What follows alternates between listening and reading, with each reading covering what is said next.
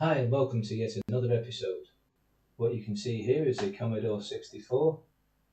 It's actually the slightly newer version of the Commodore 64C, but this is a black case, but it's not one of the modern reproductions. This is an original case that I've spray painted myself, 4 layers of black, 1 layer of clear, and I'm quite lucky I think that it's come out to the standard that it has because it's the very first time I've ever sprayed plastic or done anything big job with a spray can before.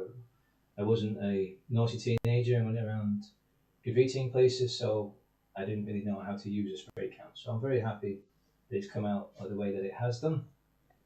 The biggest change you might see is I've obviously spray painted it and I've changed the keys and I've put this new label on.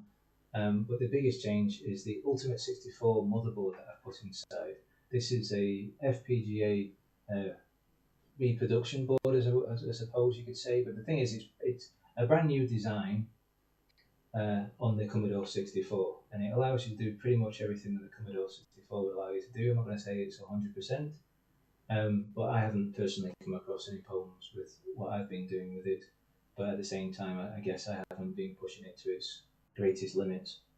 But if you've heard of the Ultimate 2 Plus, this is a gadget that sticks on the back of a normal Commodore 64 and lets you load. Basically, what it does is it replaces a floppy drive and a tape deck, and you do everything that way. You might have heard of SD to IEC, which allows you to replace a hard drive, or there's the modern versions now of the ones that use a Raspberry Pi to reproduce being a floppy drive. Well, basically, it does that kind of thing all on the one motherboard. You don't need to have this, that, and the other hanging off of the back. I'm not knocking the other ways of doing it, but this makes it all internal and it keeps the footprint on your desk quite small, which, as you can see, I've not got a lot of space, so this is the best option for me. Quite expensive, but as I say, you get a Commodore 64 motherboard in the realms of it does all this, that, and the other, and it's modern technology, so the likelihood of old chips frying or capacitors leaking or that sort of thing, quite frankly, I think it'll outlive me. So I'm more than happy for that. It also allows you to put in original SID chips. I've got one of each, the 6581 and the 8580 chips. I realise many people will cry over that I've ripped them out of the boards and how dare I. Well, you don't know how I got hold of them. They weren't out of working boards, so they had no home. So I'll give them a home. So I get the benefit of having 100% original sound because these FPGA SID chips and all the ways of doing these SID chip replacements are all very good. It's all the technology. I don't understand how they've done it. I'm not knocking what they are, but from what I've heard is that they're very good, but they're not 100%. Yet, anyway, for some of them, it seems that some are going to get very, very close. The Ultimate 64 itself emulates SID chips as well, but again, people say that it's not quite there yet. So, who knows? Maybe one day it will be 100%, but for now, it's not. So, the easiest option is to get original SID chips and stick them inside, and make sure that it's all there's little jumpers that have to be set just right for the particular style of chip you're putting in particular slots. And then in the menu system, as we'll bring up here, just here, you have to say which chip is in which socket, and then it will know to access it in that way. So that's what I've got right now. But the biggest thing I want to show you is how to get these files running. I'm pointing at the screen as if you can see where I'm pointing, but it's just natural for me to do. But these REU files, what they do is will basically show movies. But they're called Nuvies, as you might notice on that top file there called Nuvie Player. You can get a Nuvie maker and you can create your own. So it'd be great for the people that are interested in doing that sort of thing out there. Have a look at a few of these and decide that you want to do it and make your own. None of these have I made, none of them. So all the copyright belongs to whoever did it, whoever the video that they've used, so on and so forth. I take no credit at all for the creation of these. All I'm doing is showing you what they are and what they look like if you don't happen to have a way of viewing them right now.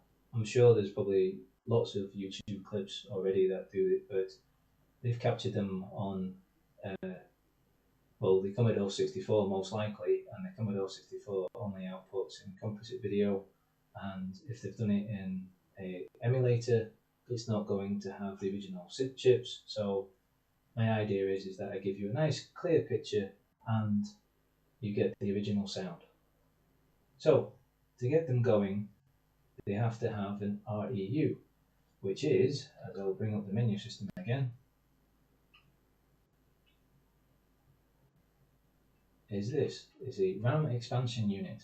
Now these were brought out so many years ago, but for the Commodore 64, the highest they brought out for that was 256 kilobytes in size, being added onto the back.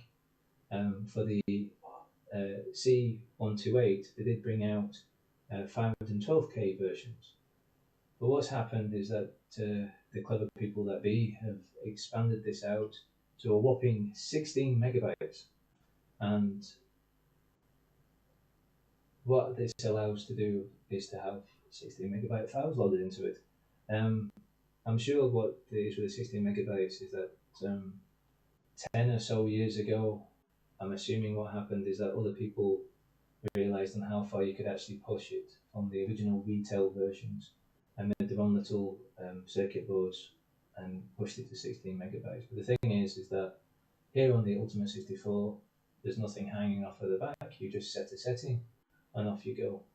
I'm assuming it gives you the extra options for smaller versions, just in case there's some kind of memory glitch thing, that someone's trying to call something that's something out of range or which would make it do something different. The point is that what I've done so far is just stuck it to 16 megabytes, and it's been working fine for me for these particular Nuvies files at least. So anyway, let's get on with it. I will find one which I think will get you going. Pin your ears back and open your eyes with some more interest. I'll mute my mic so that you can hear the music just the way it's supposed to be. I'll be back in a while.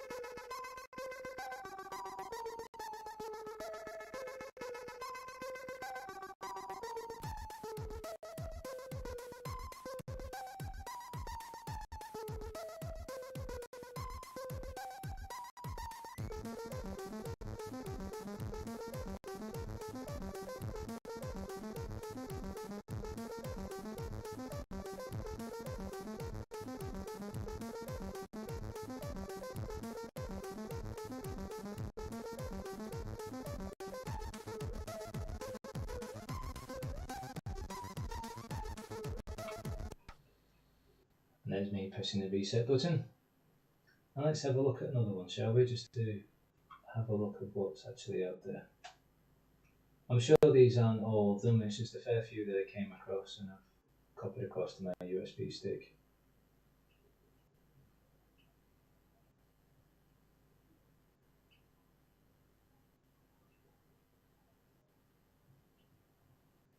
Let's hope that there's nothing untoward, because I haven't actually checked all of these, and if it is, I'm going to have to stop my video and start all over again.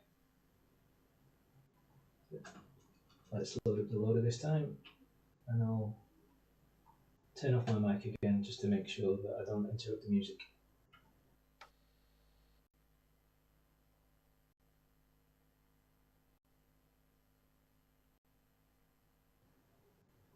Oh, and this one doesn't have any music, so there we go. So you can listen to my annoying voice, but yeah, I think this is amazing that I realised this would be a very clear video if you looked at it on some other machine, but for Commodore 64, I think this is amazing that it can even just display this, never mind um, that it's not rendered in real time or anything, it's just a frame after frame after frame. But I think it'd be amazing if the game players, not game players, sorry, the game makers of today use this um, to make games, especially for the Ultimate 64, because obviously it's a market of where there's people who have access to this extra memory. Let's just change this one to something else, maybe. Um, but yeah, so that the games especially made for the Ultimate 64, people are doing it for the Spectrum Next. That's an FPGA system as well. Granted, there's lots of people who've got that. We've got the boards already, and there's people still waiting for the Spectrum Next, as in a full-blown computer. But there's people already making games for that. I think it'd be amazing if there was coders out there took the time to make games especially for the Ultimate 64 because it's got this chance of enabling the 16 megabytes. And just think of having that as an intro to a game.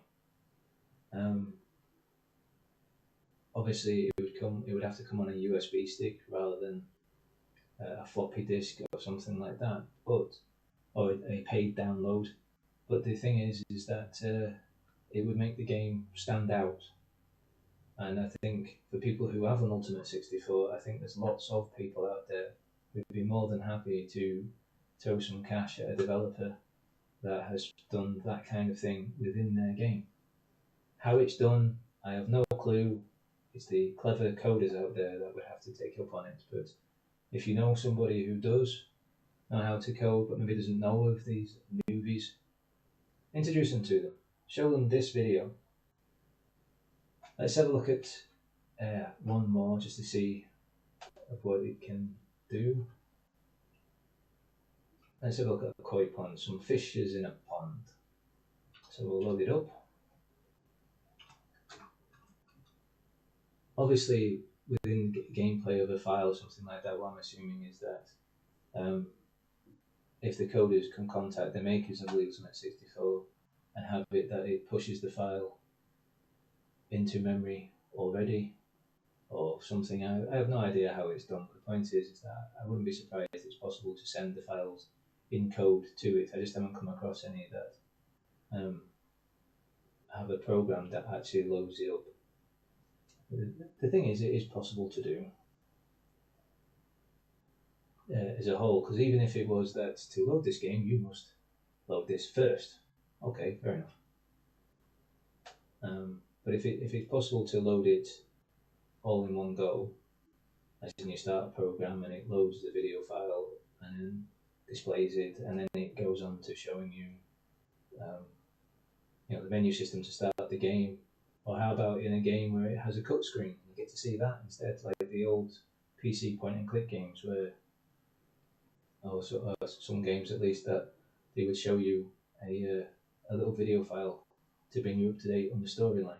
Something like that, I believe, would be fun to have in a Commodore 64 game. But for now, let's do this one, and then after this, I'll say my goodbyes.